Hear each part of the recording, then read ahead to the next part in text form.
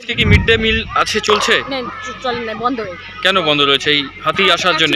हाथी मुझे बंगाली ठीक से नहीं आता है। एक्चुअली हाथी आके जब तोड़ दिया तो ये 2 महीने में ना ये 5वीं बार है, 5th टाइम। तो ये बार तो अभी कंसेक्यूटिवली संडे मंडे ट्यूसडे आज ट्यूसडे 3 बार हो गया हाथी का।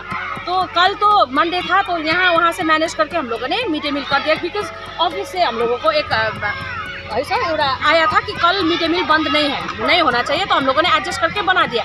लेकिन आज भी ऐसे ही मतलब सिनेरियो यही है। तो गार्जियन लोग जो है वो लोग पकड़ के वो लोग स्कूल खोलने नहीं देंगे, बनाने नहीं देंगे जब तक इस सोल्यूशन का नहीं होगा। तो हम लोग कुछ खाना तैयार नहीं कर सकते थे।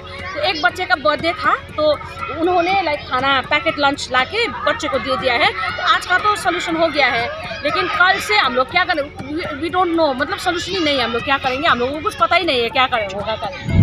এখন গার্জেনরা সব আমাকে সকাল থেকে আমাদের টিচারদেরকে ঘেরাও করে রাখে আছে। আর আজকে তো বাচ্চাদেরকে নিয়ে যাব বলছিল, কিন্তু আমরা জবরদস্তি রাখছি। তারপরে কালকে থেকে আমাদের স্কুল বন্ধই করে দিবে বলছে, কালকে স্কুল খুলতে দিবে না। কেন বললে মানে দিনের বেলাও হাতি খিদা পায়, আসতে পারে। যদি কোনো বড় দুর্ঘটনা হলে আমি কোথা থেকে বাচ্চা দিব ওনাদেরকে? হাতির হামলার জেরে ডাবগ্রাম 2 নম্বর গ্রাম পঞ্চায়েতের ফাড়াবাড়ি নেপালি প্রাথমিক বিদ্যালয়ে দুদিন ধরে বন্ধ রয়েছে মিড ডে মিল।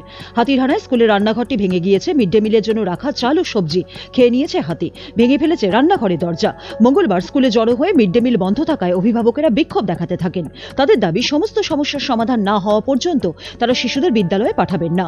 অভিভাবকদের আরও অভিযোগ, স্কুলটি জঙ্গল লাগোয়া হওয়ায় মাঝে মধ্যেই খাবারের সন্ধানে বন্যপ্রাণী এসে হানা দিচ্ছে। গত 2 মাসে প্রায় 5 বার স্কুলে হাতির হানার ঘটনা ঘটেছে। এছাড়াও বিভিন্ন সময়ে অন্যান্য বন্য পশুদের এই চত্বরে দেখা গিয়েছে বলে স্থানীয় বাসিন্দাদের দাবি। স্কুলের প্রধান শিক্ষিকা কুসুম বিশ্বকর্মা নিজেও সমস্যার কথা স্বীকার করে নিয়েছেন। তিনি জানান ঘটনাটি প্রশাসনের বিভিন্ন মহলে জানানো হয়েছে। শিলিগুড়ি থেকে মিঠুন ভট্টাচার্যের রিপোর্ট, উত্তরবঙ্গ সংবাদ।